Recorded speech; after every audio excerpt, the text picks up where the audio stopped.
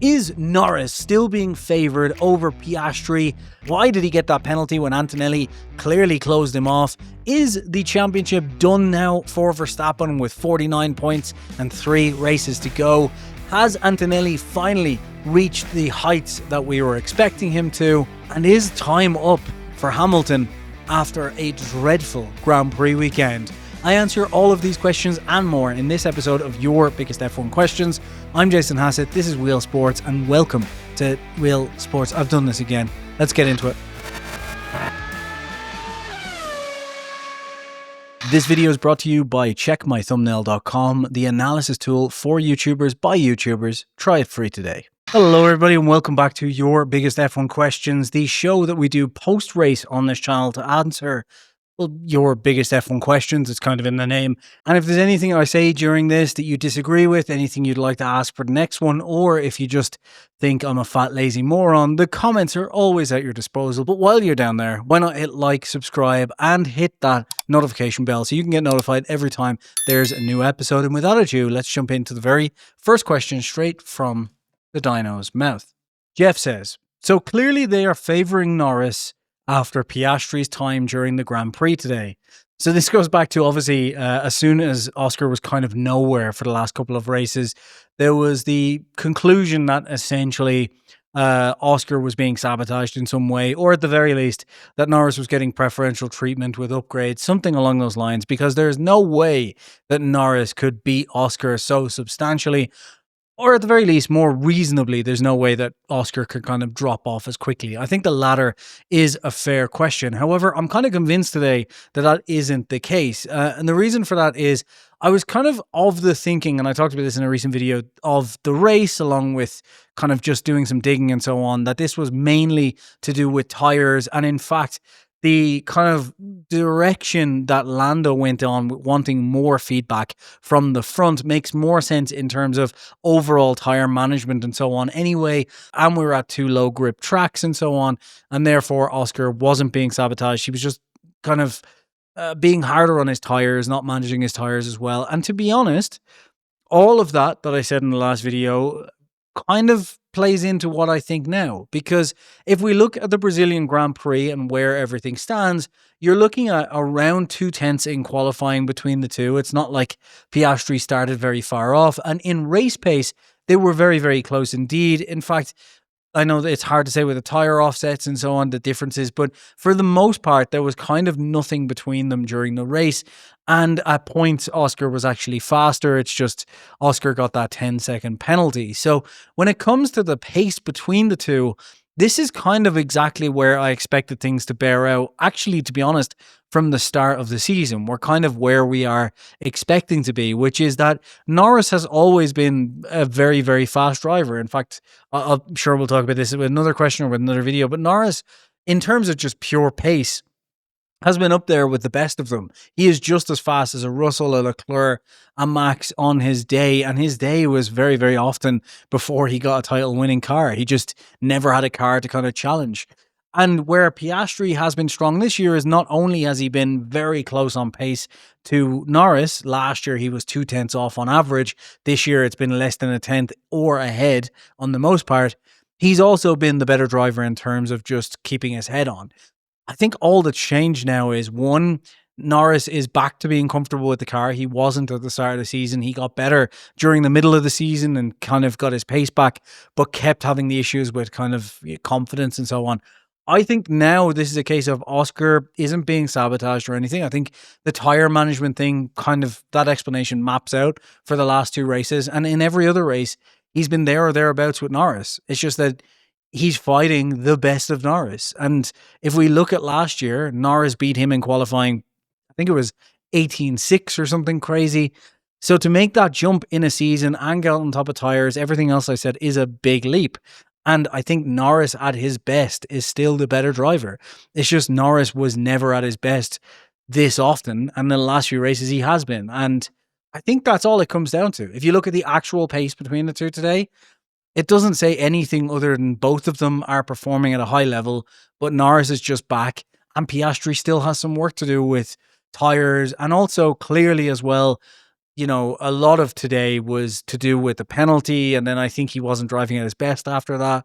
All of these different things, like in Singapore, where the turn one knocked Piastri off. I think I was expecting Piastri to be kind of almost a silent Kimi Räikkönen type who just didn't care. But I think the pressure has gotten to him a bit. And I think that's all this is. I think the pressure's gotten to him at the time where Norris comes back, and it's just unfortunate. But there's still 3 races to go. Yes, there's a mountain to climb in terms of points now. It's gone the opposite way. But as we saw with Norris and Zandvoort, that can change quickly. So, no, I don't think they are, Jeff. I don't think there's any sabotage here or anything like that. I don't think they're favoring Norris, because if they were, they're doing a fucking brilliant job of it, because there's almost nothing to call between them. Yeah. So thanks for the question. Next question. Tom, now Max didn't gain any points on Norris. Is it all over? And in fact, he lost, what was it, overall 13 points against Norris? Yes, 13 points between the sprint, the whole weekend. And he had to gain 9 points in total. Is it all over? No, it's not. I think it's not over for me until the end of Vegas. And depending on Vegas, basically, is whether or not for me it's on or not, basically. What I mean by that is, look, ideally, Max would have wanted to gain this weekend. I thought he would. I thought he'd end up coming away, 26 points off. And it would be game on because we've got Vegas. 49 points with 3 races to go is almost impossible. It's a very difficult ask, isn't it? Like, you're talking, what, 16, nearly 17 points a race. It's basically impossible unless Norris really shits the bed. The reason I think that we need to wait until the end of Vegas is I think Vegas should be a very, very good track for this new Red Bull. And I think it should be a very, very bad track for the McLaren. And it depends on how bad that goes. Like, we could have a 25-point swing where Norris is outside the points or goes off track or something happens and, Max wins the race. And if that happens, then all of a sudden you're back down to 24 points. Sure, it's a mountain to climb with 2 races to go, but 12 points a race plus the sprint. We saw this weekend how many, Norris gained on Max. So it's very much still possible. It's just a mountain to climb now, because even if, for example, if we go into Las Vegas and Max wins and Norris finishes P4, that means he goes into the final 2 races with, what is that? A 38-point deficit, which means that Norris could DNF and still be leading by 12 or 13 points going into the final one, which I guess is still similar to what I was saying. But you know what I mean? It means he's going to have to really rely on some big bad luck, because if Norris doesn't DNF, then going into the last one, essentially Max needs to win both and Norris needs to basically be out of the points in both of those races. So at the moment, it's an uphill battle. It's not over. But it's really going to, for me, be dependent on Las Vegas, because I think in Abu Dhabi, I'm thinking after what I've seen the last couple of weekends, I think Abu Dhabi will be McLaren, and I think Qatar will be neck and neck, which means Max can't count on winning at Abu Dhabi, and at the most is going to be probably a 1-2 or 1-3 at Qatar, which means you're talking very little point swing. So Las Vegas is going to have to really swing things. Otherwise, I think, it's all over. And at this point, it's looking pretty banged on for Norris as well. But we'll see. Like, look how quickly things have changed. Still 3 races to go. It's going to be exciting that at least it will go to the final one way or the other. Thanks for the question. Killian says, why didn't Max keep track position and go to the end? Yeah, I thought this was interesting as well. I was wondering that at the time, because there was, 16, 17 laps to go? A little bit more. Was it 20 laps to go, maybe? I can't remember. No, I think it was later than that. I think it was 15, 16 laps to go, and Max switched onto the softs from the mediums. I thought that as well. Surely you're better off just to hang out on the mediums and, let the other guys come after you. But I think in reality, we saw, even with Max's stint as he was coming towards Antonelli and so on, the deg was high today. For once, Pirelli did a fucking good job picking the tires. The hard tire was useless, which made it that you had to go soft or medium, basically. And I think it was just a case that the deg was high enough that if Max had have just stayed out, I think he would have been under serious pressure by the end. And then you're talking a real coin toss. Like, he probably thought to himself, right, I can lock in a P4, P3, maybe get a P2, or I can gamble on a P1. But if the deg knocks in, well, he wasn't thinking this. I think it was Red Bull were thinking this. The gamble is we can try and hang out for a P1. But with all of the guys changing behind us, if we do hit the cliff that we're kind of expecting, then all of a sudden it goes from a potential podium to a P5, P6, who knows, a tire burst, whatever. So I think it was just playing safe, knowing that this was a damage limitation race. You'd already done, like Max has already done the job coming from the pit lane to kind of looking at a podium, which it ended up being. So I think it made sense. And also, he probably thought that if I gamble now, go on the soft, or like I said, Red Bull probably thought with the strategy, gamble now, go on the soft, I'll have enough pace over the guys who've just gone on to used mediums. I've got a brand new soft here. So yes, I lose the track position, but we remove the concern about the drop off, and I put myself on a massive offset to really hunt these guys down. And for the most part, it worked. It's just that the deg was clearly high, because by the time he caught Antonelli, even by the time he caught Russell, really, like, I think if Russell didn't have issues, he wouldn't have got past Russell, because the deg really just dropped. You could see where basically it went from, second and a half a lap quicker to like 0.3 quicker by the time he caught Russell. And by that point, it's like the deg's off. So I think if you had to stay out on mediums, you're probably talking it swinging the other way where the guys are starting to catch you quicker. So I think it was the right call. But yeah, I would have preferred him to gamble and say, I think it would have been more interesting, but hey, can't win them all. Max was trying to, but he can't. Next question. Maria says, did Piastri get why did Piastri get a penalty? Where was he supposed to go? Yeah, I kind of agree with this one in some ways, which is, for me, I don't think he should have got a penalty. I think that was a racing incident. I think he saw space, he went for it, and if you don't go for it, you're not a racing driver. He saw space and went for it, and that space was then closed on him. He had nowhere to go. He was locking up anyway. Piastri closed it, or Antonelli closed it off. And that was that, and unfortunately Leclerc was actually the one who took the most damage in all of that. But I agree. The problem is, it is a slam dunk penalty. And you've probably all heard me talk about this. I've been complaining about these rules for a long time now, since last year. I complained about them last year in Austin, and Max fans, mainly Max fanboys, told me I'm a moron and these rules are fine. It's just Norris can't race. And then the very next race, it was, instead of blaming the rules, it was, well, why do you get a 10 second instead of a 5 seconds? Like, guys, you're missing the point here. And then everyone complained as well in Jeddah. And it's one of these things where people will only complain about the rules when it doesn't suit their driver. And for me, this has been the problem with the rules all along. They are too prescriptive to the point where, one, it means that drivers can just play it. That's not even what happened today. What happened today is it's the worst side of this, which is it ties the hands of the stewards, because the stewards have a set list of guidelines, a set recommendation for what happens. And under those guidelines, which the drivers and teams set, in case you're wondering, not the FIA, the stewards, if they didn't give a penalty and called that a racing incident, would now be being berated by Toto Wolff.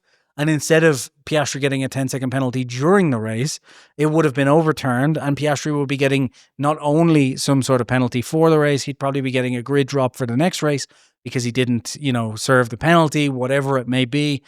So I think the problem is basically, look, to explain this in a bit more detail, essentially Piastri was overtaking on the inside, right? So in order for him to be entitled to racing room, he has to do three things, right? One, he has to be ahead of the other person's mirror at the apex, right? So he has to be basically at least alongside, his front wheel needs to be at least alongside Antonelli's mirror at the apex. He wasn't, because he braked first, because obviously the space is closing up. You're coming into a very tight corner, which means Antonelli, I don't think even intended to, but Antonelli played the rules exactly as they're supposed to. He let off his brakes. So at the exact apex, his mirror is miles ahead of Piastri, right? Piastri then has to be fully within control of the corner, right? Piastri locked up. So according to the stewards, he wasn't in control, even though that lockup is in reality because Antonelli is turning the corner, right? So it's actually just two things. There is a third thing. It's slipping my mind right now. I'll go back to the regs at some point, but this is not the format for it. But yeah. So essentially, because he wasn't there, like front wheel alongside the mirror, and he locked up, so he wasn't fully in control and within. I think the third one is just within track limits at all times during the move, something like that, which he was. So that one was fine. But because he didn't meet those two criteria, he wasn't entitled to any racing room. So Piastri was fully entitled to close off. Antonelli was still fully entitled to close off. It was his corner. He can do what he wants. So then it becomes an out of control causing a collision, which is what I believe he was penalised for. Again, I need to look at the documents. I'm recording this literally straight after the race, so excuse me if I've got anything wrong there. But the point is, these guidelines are now so prescriptive that in that situation, if they didn't have these prescriptive rules, then you could very easily have stewards go, yeah, look, technically under the way the drivers want us to look at this, Piastri is at fault here, but in reality, it's a racing incident. He only locked up because this happened. And you'd have a bit of leeway not to give a penalty. Unfortunately, because the guidelines are the way they are, it means that they've got this set menu and they need to have essentially what happened in Austin last year, which is some circumstance that they can point to. And the circumstance of, Antonelli closed them off is kind of neither here nor there because he wasn't entitled to room under the regs and because Piastri was out of control by that point. There is no kind of mitigating circumstances to use. So I don't agree with it. I think it should have been a racing incident, but this is what I've been saying for ages. You're going to have a point. Like I've noticed like certain fan bases, like Piastri's fan base in Jeddah was super happy about the rules. And Verstappen's fan base hated the rules. But then, like, when you look at, for example, Verstappen's fan base in Mexico, Verstappen went off the track after kind of trying to run Hamilton. Hamilton went off the track more egregiously. Hamilton deserved a penalty there. But also, like, if Verstappen or if Hamilton had have literally just hung it around, he would have been forced off under the rules because Max didn't actually make the corner. And therefore, that would have been a penalty. So there's been a good few times where, one fan base is happy with the rules and not. And this is what I'm saying. It's just the rules are wrong, in my opinion. But hey, this is what the drivers and teams wanted, eh? So you got to take the good with the bad. Mark asks, surely Ferrari have clearly made an obvious mistake now with Hamilton. Yeah, I mean, this is one of those things. I actually said it yesterday. I said, like, surely this is enough here for Hamilton now. I think, look, if this continues into 2026, I think it's done, whether Hamilton wants it or not, because I think they're going to want to, especially if the car is not performing, they lose Leclerc.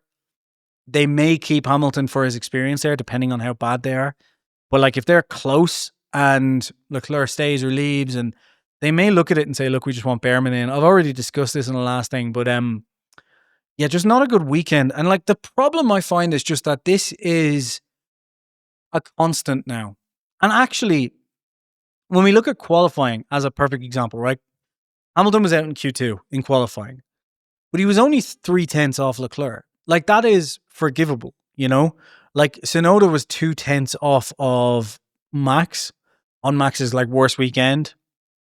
But like 0.3, 0.2, it's not a huge amount. It's just in these regulation sets, 0.3 or like at this end of the regulation this year, 0.2, 0.3 is a huge margin.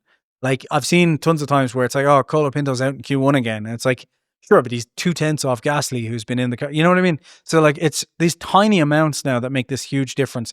Same with like Piastri qualifying like P6, for example, and it's like 0.1 It's ridiculously close. So I think given who Leclerc is, I think that is somewhat forgivable for an amount of time, right? But every other driver who's switched teams, even the rookies, even Antonelli this weekend, has completely gotten to grasp with the car, But this is another season with another team that Hamilton is just making excuses of, oh, this car doesn't suit me, we need to make changes, and just not fitting in with the car, not gelling. And this would be fine if, like, he was from, say, you can give him halfway through the season even. But like, if from the halfway point he was kind of trading blows with Hamilton or with Leclerc to an extent, that'd be fine. But it's like George all over again, but worse. I just think the thing is, like, I think this would be fine if it was Carlos Sainz, right? You've got a proper number 2 driver in there. You're not expecting him to be as good. And in fairness, it's not like Hamilton's gone out Q2 every weekend, right? So, like, I'm not trying to over-exaggerate here. I think he's done a decent job. Like, he's done an all right job as in his first year at Ferrari. But it's just not good enough for who he is and what the payment scale is. You know what I mean? Like, if this was...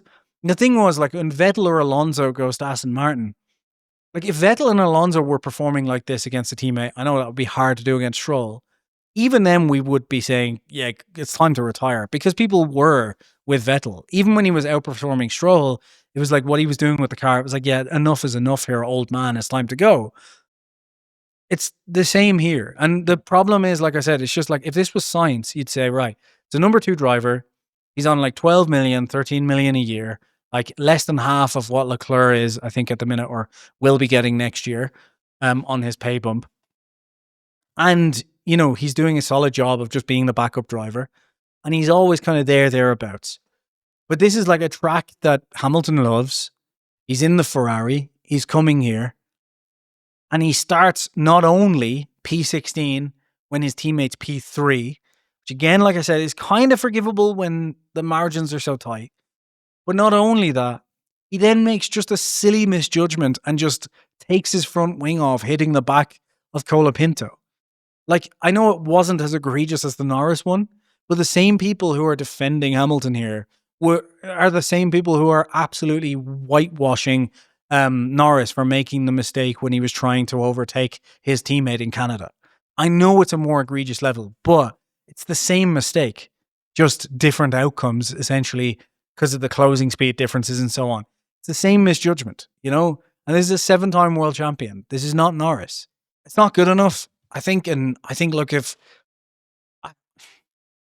he had have been driving brilliantly at Mercedes, it would be a different story. You'd say, look, he's been at Mercedes his entire career. He's going to need 1 season to adapt. Fine. But it's because this is like, for 3 seasons, it was the same excuses, same issues, week in, week out against George. And now it's the same again at Ferrari. It makes you think, well, a lot is riding here on him just clicking with the new regulation set.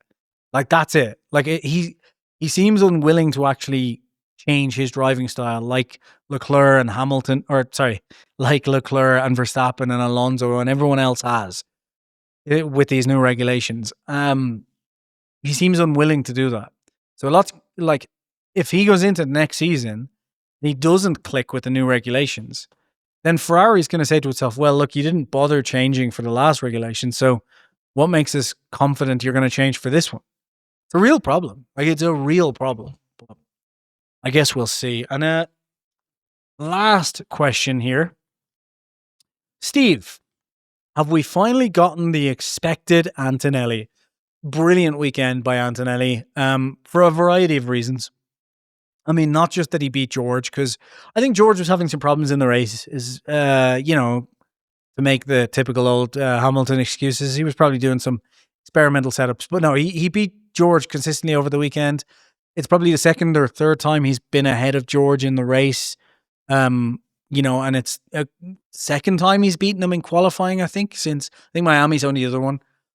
And look, I think Antonelli's actually done a spectacular job this season. I just think, like, this is like a smaller version of Max's teammate, I don't think that Mercedes has been great, and I think it's just that George maximizes whatever he can get out of the car. He did it in Williams.